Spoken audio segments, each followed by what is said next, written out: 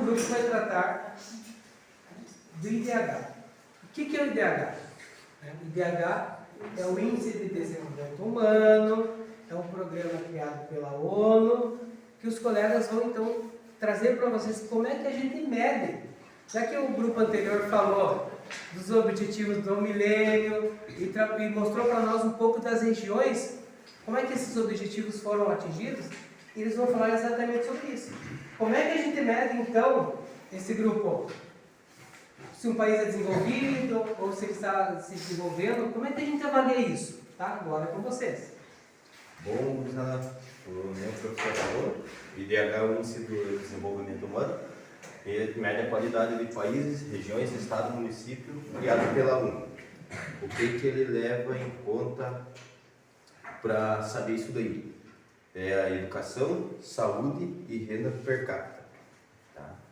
Daí aqui nós temos uma porcentagem de 0, é um índice muito baixo. 1 é os países com um índice mais alto de DH, por exemplo, tem a Noruega, porém nenhum desses países não existe tipo, perfeição, eles não chegam nenhum chega a 1, que é um 100%. Aí, aqui eu tenho 3 aspectos que eu falei, da sociedade que é levado em conta: saúde, educação e renda per capita, produto interno bruto, a soma de toda a riqueza produzida pelos países, dividida pela quantidade de pessoa. O Brasil é um dos países mais desiguais do mundo. No mapa que vamos ver daqui a pouquinho, né, que eu vou pôr no quadro.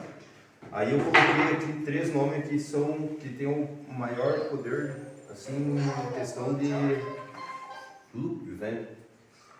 Eduardo Saverin, fundador do Facebook, com uma fortuna avaliada em 34,5 bilhões. O segundo é Vic Safra, uma viúva de um banqueiro, Joseph Safra, com uma fortuna de 20,7 bilhões. Terceiro, Jorge Paulo Lemann, um dos fundadores da 36ª Capital, com uma fortuna de 17 bilhões.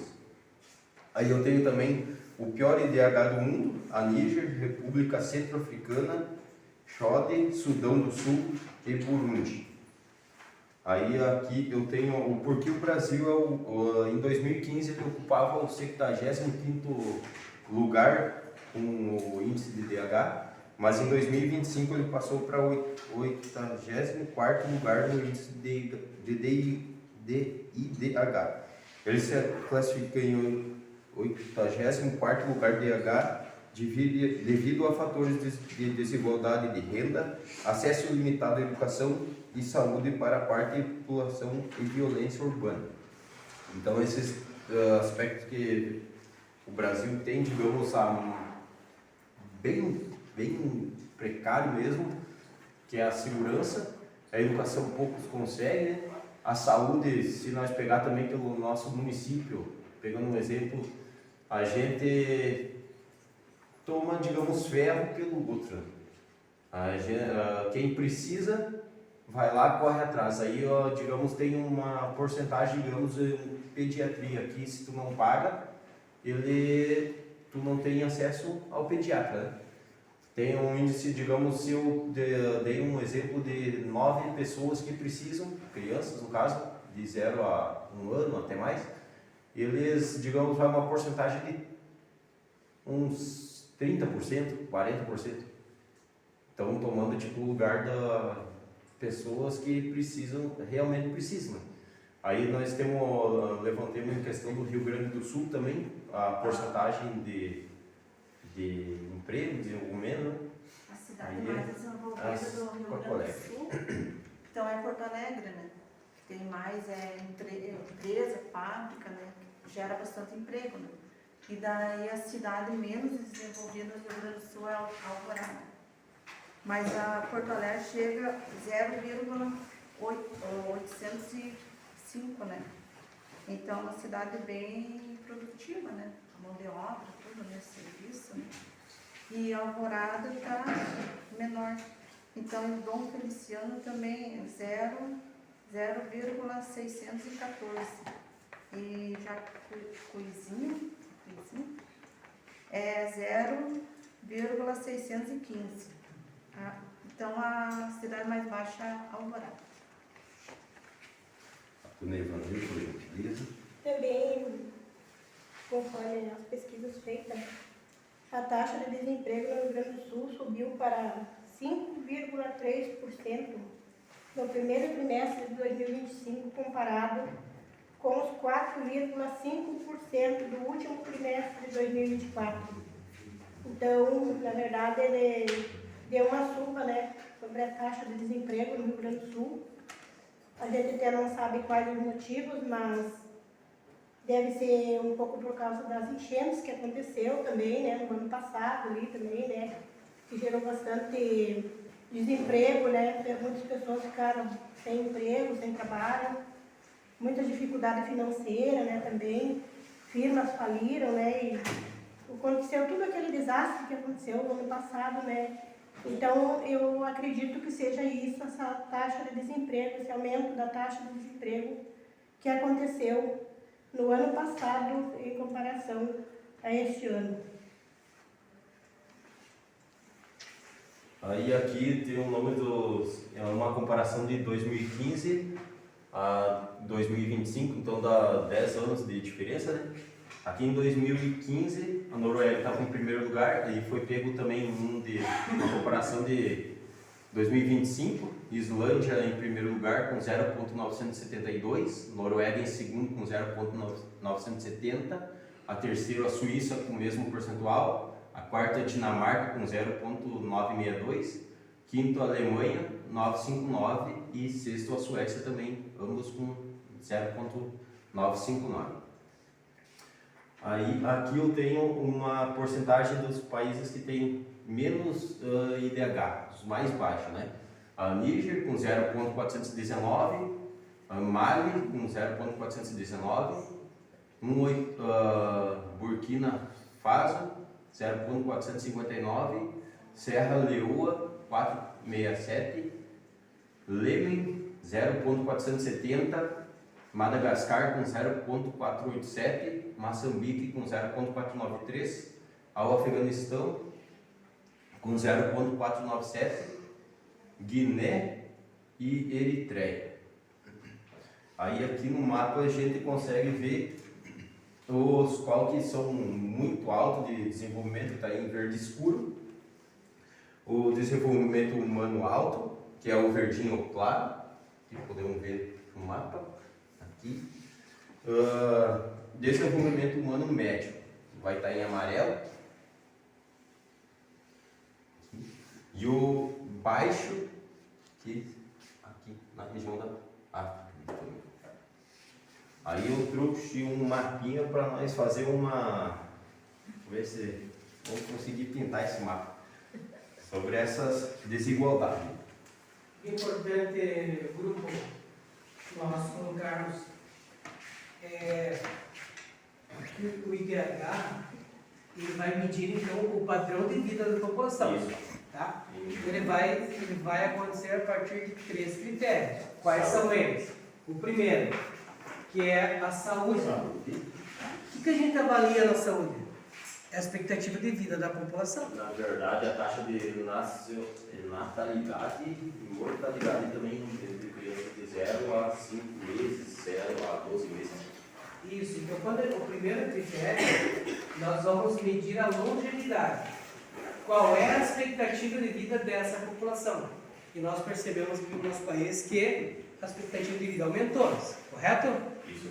Então a gente vê que nós passamos de um país jovem para uma população já que está partindo para uma maturidade. Só para vocês terem uma ideia, recentemente não houve uma mudança na política de aposentadoria no nosso país? Sim. Então o governo aumentou, né, a idade mínima para a aposentadoria, visto que as pessoas estão vivendo mais. Né? Então a gente percebe que houve uma mudança significativa nesse aspecto. O segundo aspecto, então, é medido, assim como lá o Canabarro colocou para nós, é a educação. Como é que a gente mede esse critério dentro do IDH? Né? É a capacidade das pessoas se manterem na escola. É por isso que o governo, então, apresenta programas de incentivo, que vocês já colocaram aqui. O Bolsa Família é um deles. É necessário que essa criança permaneça na escola para poder manter também a Bolsa Família, que garante o sustento e essa possibilidade de estudar, né, até níveis mais elevados, especialmente até a educação básica. Quantos de nossos parentes aqui não desistiram da escola na 5ª, 6ª série? Aí é um exemplo. Muita gente está retornando para a escola agora, não é verdade? O terceiro critério, então, é a renda. E aí, um aspecto bem importante, que é a renda per capita. Por isso que o Canabarro trouxe aqui para nós quais são as maiores rendas, quem detém o poder econômico desse país. O Canabarro apontou 4 deles principais. Quem que vocês acham que detém a riqueza do país? Os mais pobres, somando tudo, ou vocês acham que está concentrado na mão de poucas pessoas? A riqueza está concentrada na mão de poucas pessoas nesse país. É por isso que quando a gente vai analisar o IDH, nós vamos perceber que o nosso país é um país extremamente desigual. Aliás, é uma característica de toda a América Latina. Tá? Então, quando a gente olha para o gráfico, para o mapa que vocês trouxeram ali, nós temos mais ou menos uma ideia, um panorama de como é o mundo. Vocês olhem lá, países do norte são os verdes mais escuros. Então, portanto, o IDH deles é muito elevado. Tá? Esse IDH, ele vai ser acima de 0,900. Tá? Então, esse IDH, esse índice vai de 0 até 1. Tá? Então, 0,9 para cima é muito elevado. E vocês olham lá, né, Canabarro, aquele verdinho um pouco mais claro, que é o que se enquadra no nosso país. Apesar de que nós estamos enquadrados no desenvolvimento humano alto, nós vamos perceber que esses países também são desiguais. Porque está aí a pouca distribuição da renda. Tá? Quando a gente fala renda per capita, é quanto ganha o trabalhador médio. Tá? O salário por pessoa. Por isso que é per capita. E quando vocês olham o amarelinho, onde é que estão localizados os amarelinhos lá? Mais na parte da África. A África e sul da Ásia. Né? Quem são esses? Que IDH é aquele ali? Que IDH? É baixo, é médio? Ele se encaixa no médio. No médio. Então volta lá. Então o amarelinho que vocês mostraram é o IDH baixo. E aí nós vamos ver aquele vermelho que chama bastante atenção. Tá? O vermelho é aqueles que se enquadram abaixo da metade do índice, abaixo de 0,5 é IDH baixo. Vocês podem imaginar como é que é a pobreza e a fome nesses países? São países africanos. Aí, como eu dizia aqui de novo a Marisante, eu li um comentário aqui em off, né? Os programas brasileiros mandavam lá recursos para onde? Para a África. Olha lá, ó, aquilo que vocês falaram lá, África subsaariana. Vocês estão percebendo aquela faixa vermelha lá? Olha, consegue enxergar lá na África?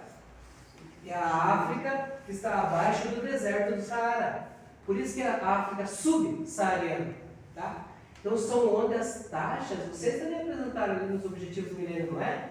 Onde nós temos os maiores problemas nesses índices. Tá? Então a gente consegue, parabéns para esse grupo aqui, ó, que trouxe, parabéns também para eles, né? Que trouxe esse mapa onde a gente consegue ver na prática onde é que está o problema da desigualdade. Então, se o nosso país é desigual, né, Canabarro, tu fala da questão do acesso à saúde, mas nós temos programas que garantem. O SUS, por exemplo, é um modelo muito sério de programa de saúde. Então, a saúde ainda funciona. Né? Agora, vocês imaginem nesses países que estão amarelinho e vermelhinho, como é que é? Dá para imaginar? Né? Andando em passos lentos, imagina eles. E aí O vocês... SUS ainda, né? O SUS atinge muita coisa, recobre muita coisa. Quantas pessoas que hoje é doente no mundo e o SUS cobre tudo melhor que os planos de saúde, né? Porque às vezes, muitas vezes, você tem um plano de saúde, mas tu precisa de um exame caro, o plano de saúde não cobre. E às vezes você interna particular, mas de repente tu volta para o SUS cobrir um exame caro que tu precisa e tu consegue mais rápido, e tu não precisa pagar. E o plano de saúde às vezes não cobre. vamos pensar em fazer uma diferenciação, tá? O SUS no Brasil é um sistema único de saúde, aliás, é um modelo para o mundo, tá? Nós pegamos países desenvolvidos, como os Estados Unidos, que não tem um programa subsidiado de saúde. Por exemplo, na época da pandemia, teve gente que entrou para ser numa internação, por exemplo, e saiu de lá falido, porque não existe um programa de saúde. Nós, como a Marisângela diz, ela trabalha nesse ramo de saúde, pode colocar essa situação como experiência, né, Marisângela? Como o SUS ainda atende, né? Porque o nosso país criou esse modelo, né? Então, vamos olhar para essa questão, vocês conseguem perceber que está na nossa realidade, e a gente olha lá para esses países vermelhinhos e amarelinhos, o que a gente ouve falar deles? Fome, AIDS, não é isso? Malária, né? Então carece de atenção especial do mundo todo, né? Por isso, então, justifica todos aqueles pontos que vocês colocaram lá, o grupo dos objetivos do milênio. Então, tem muito a ver com essa realidade que nós vivemos. Não é isso? Mais alguma coisa, grupo? Sim. Quer falar mais alguma coisa?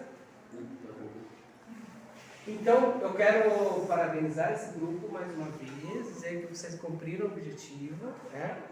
Trouxeram as atividades, uma pena que não vai dar tempo de a gente pintar, eu não sei como é que estamos de horas aí, tempo? Tempo? Mas a gente pode fazer essa atividade, então, essas que ficaram pendentes agora, a gente faz na próxima aula como atividade, pode ser? Ok? Então, parabéns a esse grupo aqui.